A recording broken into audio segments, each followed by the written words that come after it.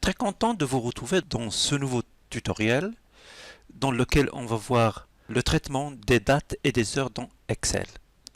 Cette vidéo est en fait la première dans une série dans laquelle on va voir comment Excel manipule les dates et les heures.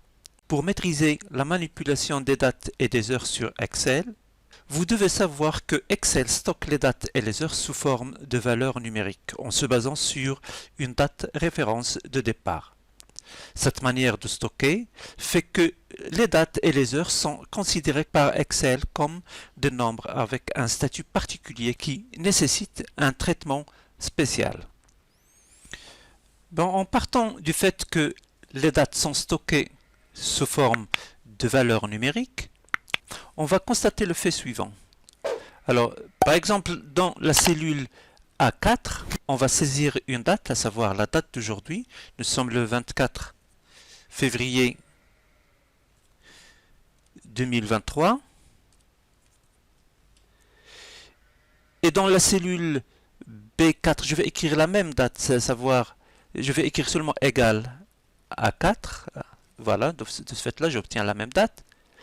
Et dans cette cellule, je vais modifier le format d'affichage, c'est-à-dire, au lieu de date, je vais faire standard. On obtient alors un nombre entier positif qui est 44 981. Ce nombre représente la valeur réelle de cette date, c'est-à-dire le numéro de série de la date. Alors que l'écriture 24/02/2023 n'est qu'un format d'affichage. Le nombre entier positif 44 981 correspond en fait au numéro de série de la date écrite dans la cellule A4, c'est-à-dire le nombre de jours qui se sont écoulés depuis une date référence qui est le 1 janvier 1900. Autrement dit, depuis la date du 1er janvier 1900 jusqu'à aujourd'hui, le 24/2/2023, 44 981 jours se sont écoulés. D'une autre manière,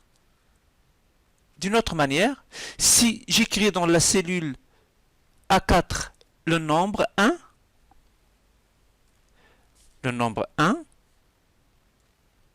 et dans la cellule B4 j'écris aussi 1,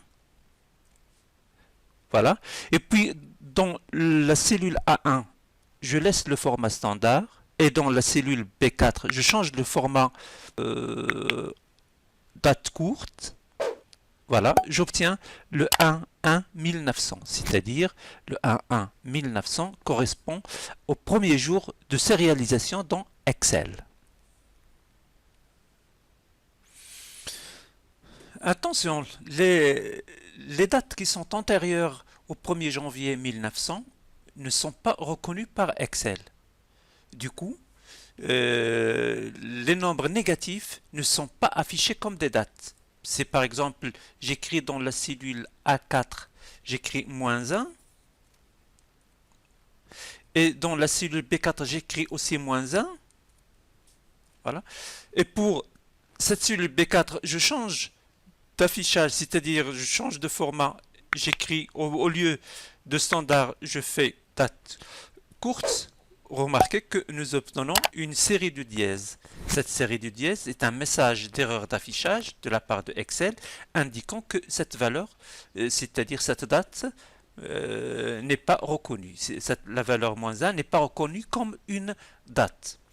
Excel, en fait, ne reconnaît pas les dates inférieures au 1er janvier 1900 et aussi les dates qui sont supérieures au 31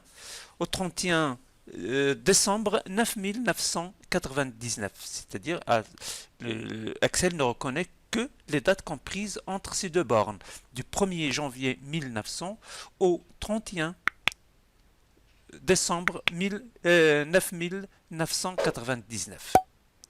Alors faites attention alors au nombre négatif pour les dates. Avant de mettre fin à cette vidéo, il faut retenir les points suivants. Tout d'abord, les dates sont représentées par des valeurs numériques. Le deuxième point, les jours sont numérotés et la date 1-1-1900 correspond au jour numéro 1. Le numéro de série d'une date correspond au nombre de jours écoulés depuis la date référence, le 1-1-1900, jusqu'à cette date. Excel ne reconnaît pas les dates antérieures au 1-1-1900 ni les dates postérieures au 31 décembre 1999. Et enfin, les dates négatives ne sont pas représentées par Excel. Ainsi, cette vidéo prend fin. J'espère que son contenu vous a plu et surtout il vous sera utile. Si c'est le cas, n'oubliez pas de liker la vidéo et de la partager avec vos connaissances pour toute fin utile. Dans la prochaine vidéo, on va voir comment les heures sont représentées dans Excel. D'ici là, n'oubliez pas de vous abonner à la chaîne. Je compte sur vous. Merci beaucoup.